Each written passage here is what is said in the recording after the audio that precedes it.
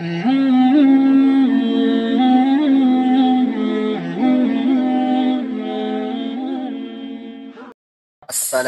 আলাইকুম ওয়া রাহমাতুল্লাহ। আশা করি আল্লাহ তাআলা আপনাকে ভালোই রেখেছেন। চলুন জেনে নেই যেই তিন জায়গায় কেউ কারো খোঁজ নেবে না। হযরত আয়েশা সিদ্দিকা রাদিয়াল্লাহু তাআলা আনহা বলেন, একবার আমি রাসূলুল্লাহ সাল্লাল্লাহু আলাইহি ওয়াসাল্লামকে জিজ্ঞেস করলাম, হে আল্লাহর রাসূল, কিয়ামতের দিন কি কোনো বন্ধু তার বন্ধুর খোঁজ নেবে?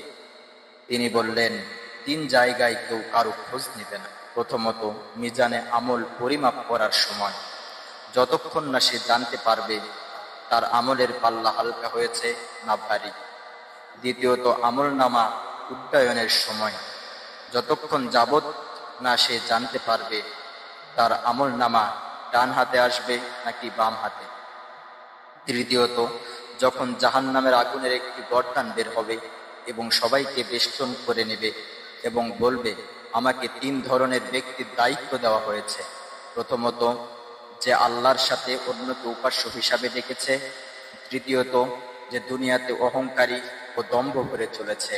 তৃতীয়ত, ওই ব্যক্তি যারা হিসাব দিনের বিশ্বাস করত না। তাদেরকে বেষ্টন করে জাহান্নামের গভীর গর্তে নিক্ষেপ করবে। আর জাহান্নামের উপর একটি পুল থাকবে, যা চুল হতেও সূক্ষ্ম এবং তলোয়ার হতেও ধারালো। তাতে কাঁটা ও আগুনের আঙ্গার থাকবে, যেটার উপর দিয়ে কেউ বিদ্যুতের গতিতে পার হয়ে যাবে, কেউ ঝড়ের গতিতে, আবার কেউ স্বাভাবিকভাবে পার হয়ে যাবে, আর কেউ ক্ষত বিক্ষত হয়ে জাহান্নামে পড়ে যাবে।